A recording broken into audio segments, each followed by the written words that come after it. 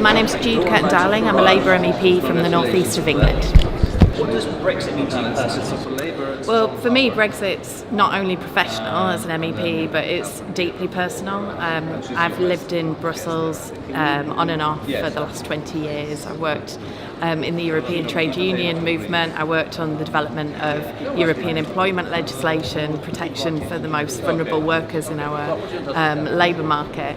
And to see the UK walk away from all of that work is a real personal challenge for me, but also on a kind of family basis. My husband's Belgian, I have a Belgo-Brit child, so what is decided around citizens' rights actually has a direct impact on my family and will have a very personal impact in where we can live, work, and be happy in the future. In your opinion, can Article 50 be revoked? And if so, how? Yeah, of course. Until the end of March next year, Article 50 can be revoked very simply by the UK deciding to withdraw the letter triggering Article 50. It's been said very clearly by both EU and UK lawyers that that's completely legal, and it would be appropriate at the moment, considering the absolutely shambolic way that the government have conducted their negotiations and the total lack of preparation really for what's coming next. How it would happen is that it would probably be a decision in Parliament. Say May negotiates a deal and that deal comes back to Parliament. What the Grieve Amendment to the EU Withdrawal Act basically did was to mean that to create a meaningful vote in Parliament where MPs can decide what happens next. And MPs could decide to extend Article 50 and to try and get an extra period of negotiating, or to revoke Article 50. It's completely possible. Everything is in our hands. There are alternatives, and we shouldn't believe kind of government rhetoric that it's the May Chequers deal or no deal. So you brought us onto the Chequers deal. What do you make of Theresa May's Chequers deal? Do you think it's workable? No. I sit on the International Trade Committee of the European Parliament, and I negotiate and scrutinise trade negotiations on a daily basis. That's my job here, representing people in the northeast of England. And what has been put forward by the UK government is a solution to internal Tory party conflicts, but not in any way a workable solution for the UK outside the EU, particularly if we want to ensure that we don't go against the Good Friday Agreement, and we want to avoid a hard border on the island of Ireland or a hard border in the Irish Sea.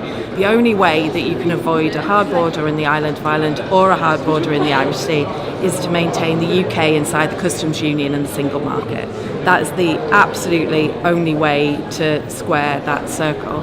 The Chequers deal is fantasy politics, and it's already been rejected by both the pro-European and the Eurosceptic wings of the Tory party in Parliament, and by the EU negotiators. So it's a dead dodo, and anybody trying to flog a dead dodo is in desperation politics.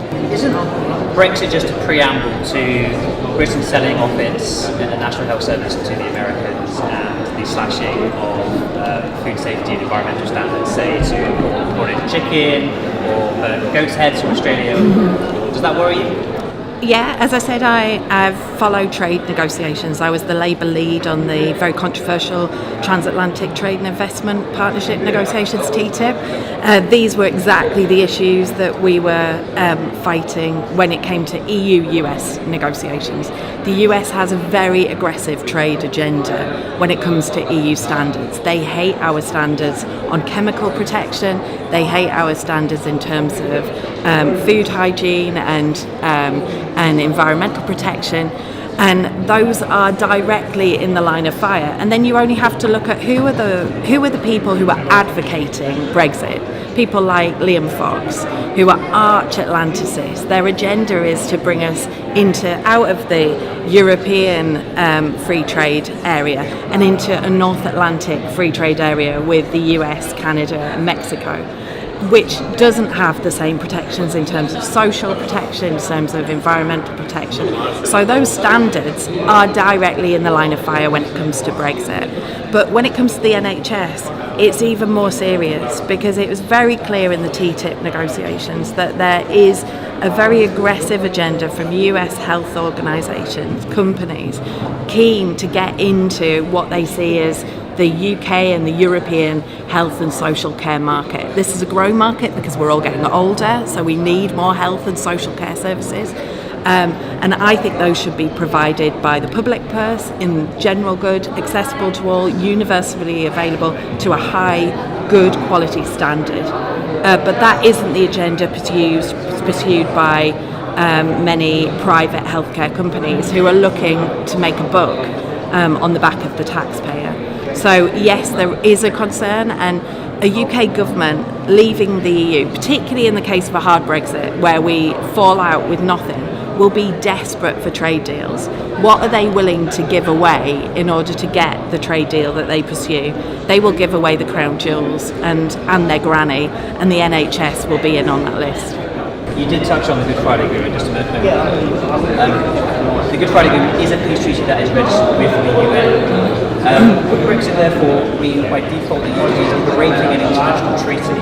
And if so, what are the implications? Well, there's a lot of legal debate about what happens with the Good Friday Agreement in the case that we leave the single market and the customs union. If we stay inside the customs union and the single market, whether that's a Norway Plus model agreement or we continue to be an EU member state, then basically the Good Friday Agreement is kind of protected. But we should be clear that one of the arms of the Good Friday Agreement, and a legal commitment that we are subject to as a country, is an all-island economy. If we put in any way obstacles to an all-island economy into the final Brexit deal, then we potentially are in breach of our international commitments.